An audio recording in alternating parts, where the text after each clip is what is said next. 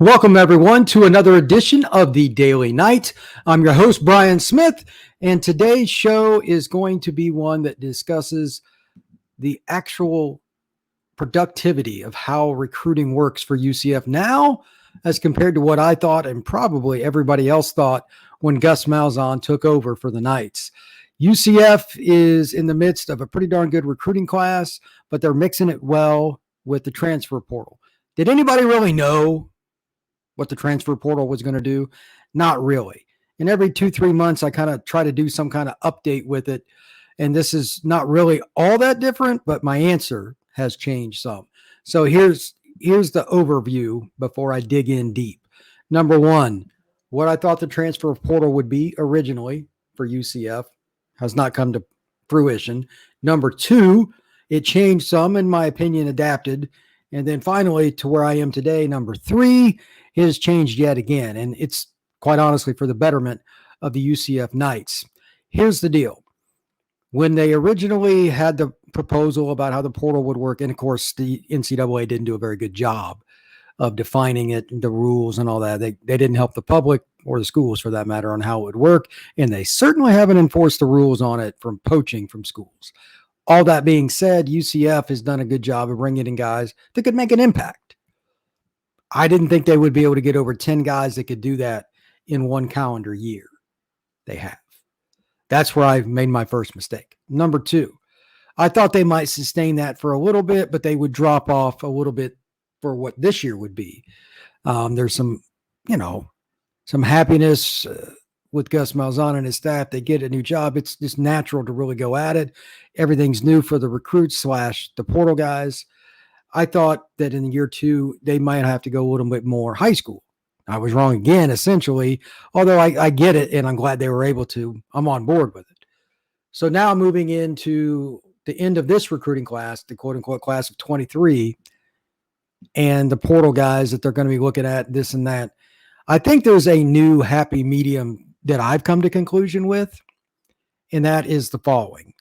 UCF is starting to get some better players at the high school level, higher level guys. The numbers may not change, but they're starting to get some higher level guys, and it's increasing each year.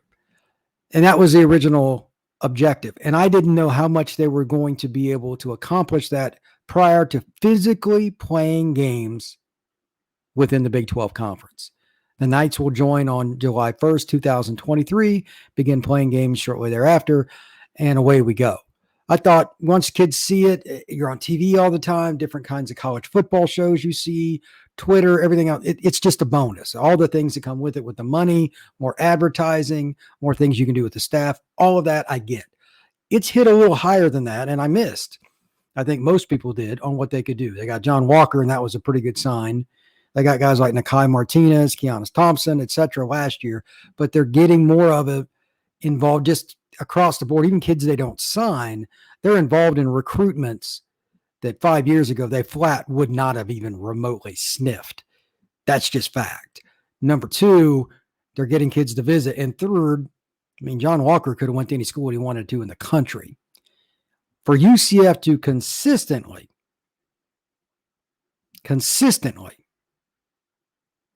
compete at the Power 5 level, and in this case, most specifically the Big 12, recruiting at a higher level from the high school level will be important.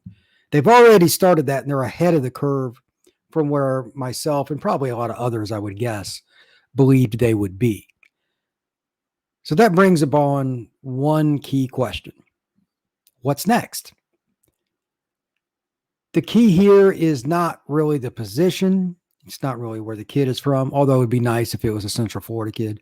They need a wow factor from a kid that comes in and is successful. It could be somebody they just signed too, like Thomas Castellanos, if he ends up being the quarterback in 2023, and I have no idea. I don't know if Plumlee's coming back or whatever, but I'm just going to use Thomas as an example. That's a kid that Gus wanted. That's a kid that UCF staff wanted. If he does well, it shows, hey, we can take some of these local kids and we can turn them into something, especially if it's at quarterback. That, I'm picking the easy one here. That will be the difference. They need somebody that national writers talk about from games, not from recruiting, from games. So maybe it's John Walker comes in next year and he makes an immediate impact. I have no idea.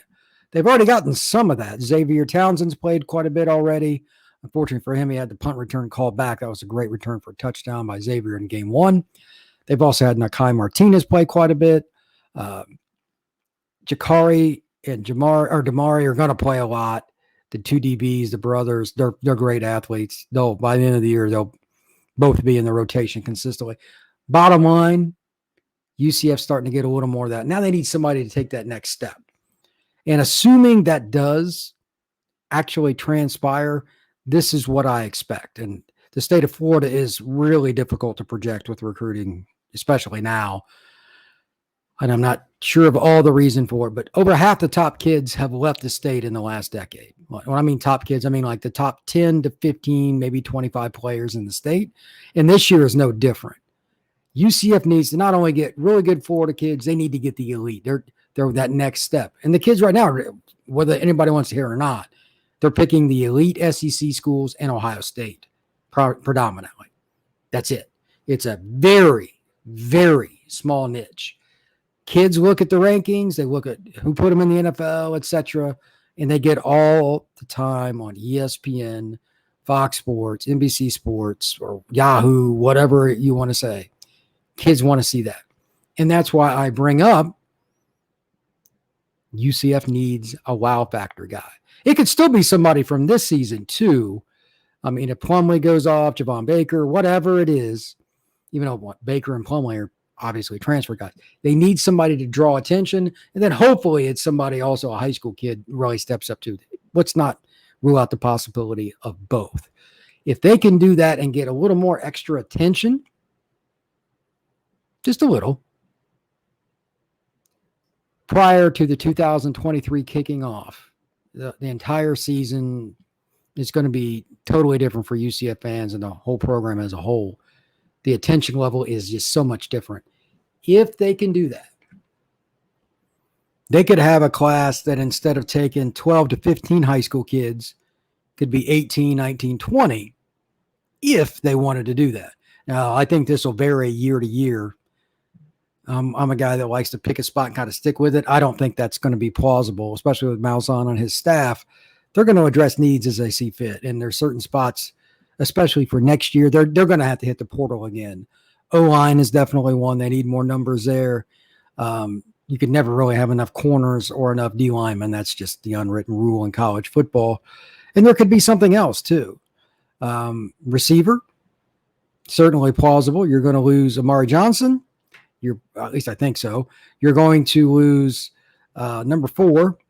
He's a pretty good player. I expect him to move on to the NFL. I mean, I could be wrong, but that would be my guess. He has the 2020 COVID season if he wants to come back, but I kind of doubt that's going to be the case.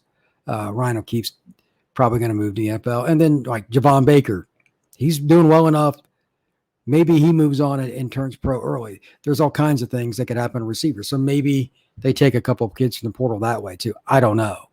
Whatever it is to fill holes, I'm going to guess that next year when we're sitting here at this point, we're talking about 10, maybe 11 guys that they took from the portal, but a few more high school kids. That'll be my guess.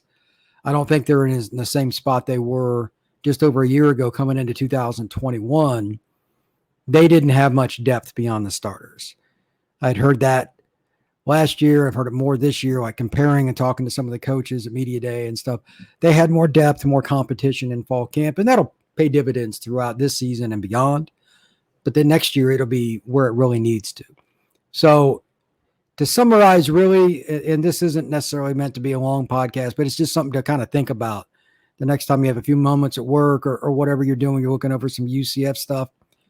What do you think UCF's first year in the Big 12 goal should be in terms of like playing impact players? I guess it could be portal too, but like true freshmen. Should they be in a position already going into the Big 12 that other schools might look at and say, that's not enough for us, and still be competitive? Like UCF has 3 freshmen in the class of 23 that make a quote unquote impact. Like they're in the 2 deep, maybe not starting, but they make an impact. D-line, John Walker will probably be one, and a couple other guys, whoever they may be. How does that work out? How do they do that? How can the Knights make an impact in the Big 12 utilizing their freshmen? That's how I'm going to kind of how to grade recruiting now. It's different than an American Athletic Conference. The depth is just not the same. The size of the D linemen, by and large, in combination with the athleticism, is definitely not the same. You're going to see, especially against Baylor, Oklahoma State, a couple of the teams that are really, really good. You're going to see a difference when you see them play. And I've spoken to some UCF fans that don't believe that. Well, they should. I've been on the field enough times to know the difference, especially the depth beyond the starters. Some of these teams will be totally different. UCF needs to have that same kind of depth, and they're pretty close, in my opinion. Seeing practices, being on the field, games, etc. It's just now continuity.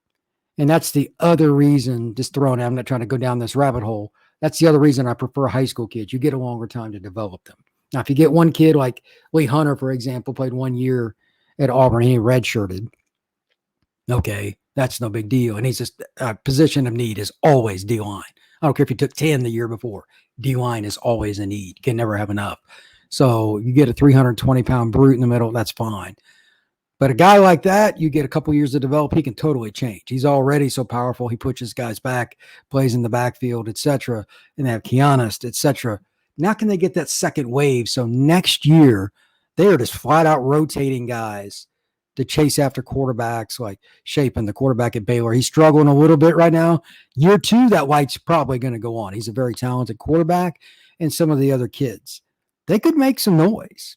Think about the following, especially if some of these incoming kids for next year make an impact on defense. Houston's going to lose Clayton Tune. The quarterback at Oklahoma State is a 4-year starter. You're not going to replace a 4-year starter well. Oklahoma State does a tremendous job of quarterback. It's incredible. That being stated, Gundy and his staff are not going to get the same production after a kid like that walks out the door. They're not. Oklahoma, Texas, etc. Texas could be the best team in the league next year. I don't know if UCF will play them or how they're going to do the schedule. Quinn Ewers is the real deal. If he can stay healthy, he's going to shred a lot of teams. But outside of a couple of teams like that, maybe Texas Tech because of their scheme, is there anybody out there that quote unquote scares you? If you can run waves of defensive players, and that includes the freshmen, that's the next step for UCF. Getting impact freshmen, that's higher level guys. They could make noise right away in 2023. Why not? Why not? Who said UCF couldn't do that? So that for me is the goal.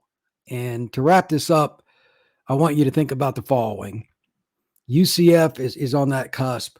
Let's see how they finish out this recruiting class. There aren't a whole lot of kids left thereafter, but I do know they have a shot at a few really good D linemen. It's it's kind of funny that that's the spot I talk about all the time. But Gerwin's over at Lakeland is a kid they want. There's a kid up in Atlanta, etc., and a few other guys. They can get one of those. Maybe they add another skill guy on offense. This is going to be a class, again, when they mix it with the transfer portal guys, is going to be really good. That's going to wrap it up for this edition of the Daily Knight. Make sure you check out the site, Inside the Knights on Fan Nation. You just type in Inside the Knights on Google. You'll get there, no problem. The website is scrolling across the screen. Make sure you check out the FB Scout YouTube channel. And please, everybody, have a safe and happy weekend coming up. We got some more good college football. I'm looking forward to it. UCF at FAU. We'll have some more preview articles of that and some post-game articles as well. Everybody have a great day. Thank you very much.